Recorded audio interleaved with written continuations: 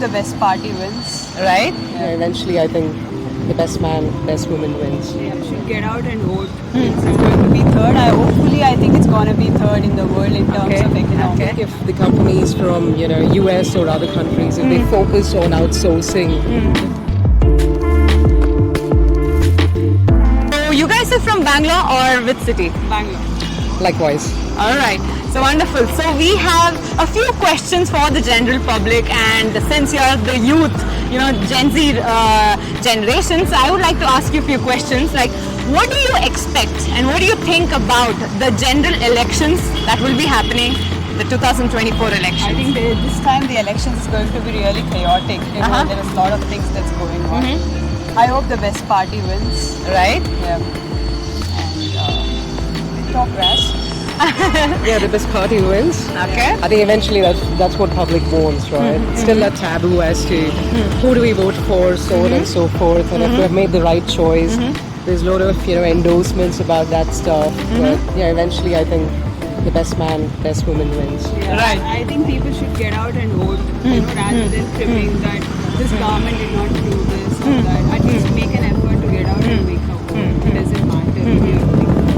Okay. So it's the basic responsibility of every individual. Yeah, Right? of course, yeah. Yeah, because that doesn't, encourage proxy voting as well, which is, I think, of a large percentage in India, so Okay. to speak. So yeah, responsibility, I think, should suffice. All right. So how would you think of India to be seen in the next few years, like be 10 years? How would you see India like? So I think we are fifth now in the economy, as Modi mentioned. Right, right. So as he promised, it's going to be third. I think it's going to be third in the world in terms Okay, of economy. okay. Yeah. For that, I think there's a lot of we need to work on the infrastructure in terms of economy, in terms of employment. I think the government is doing pretty good. At least when compared to last 10 years.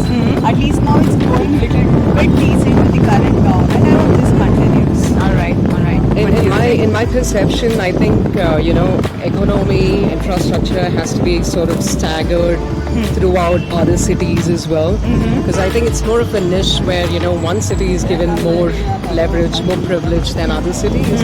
But India as a whole, as a country, will develop. I think we'll beat that developing stage and reach the developed stage finally if other cities are also concentrated. Right, right. And what do you talk about the employment crisis, job crisis is everywhere. So how will India be able to beat that job crisis?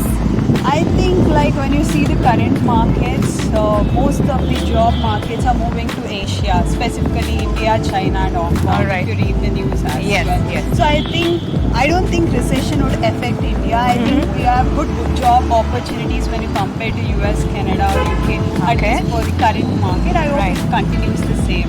All right, all right.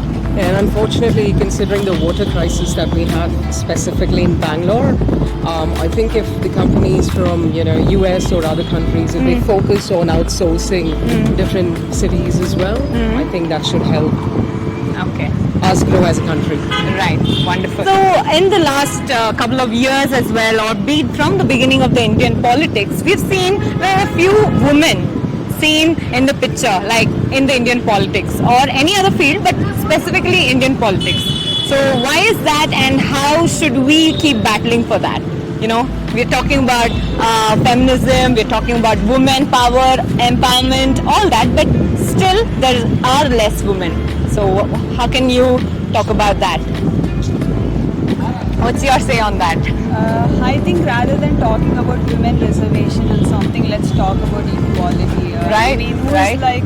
if I'm capable of joining politics, I think they should be given an equal opportunity. In India, what happens is if you see that the same family people are into politics. The hierarchy. There is a Yeah, hierarchy. yeah. I think the only woman who is making noise right now is Smriti.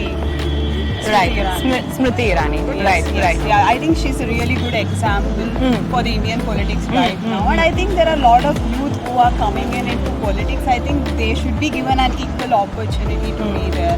Otherwise, I think it's more a family-run business, I feel, in India when it comes to politics. Okay, good. Yeah, I think, in my opinion, right, people have to step up, women especially. It's a taboo that, it's a male-dominated society, so it's that spectrum. It's their spectrum. They can handle things better. You know, Yeah. in terms of all other untoward or awkward situations that happen. So I think women have to step up and start ruling. We're intelligent enough. So Yeah. All right. So call all the youth for voting this time. I think choose the right leader. I'm sure you should know. At least now, after having like experience in Bangalore, what's happening the recent years, recent months, I think you should choose the right candidate and the right party.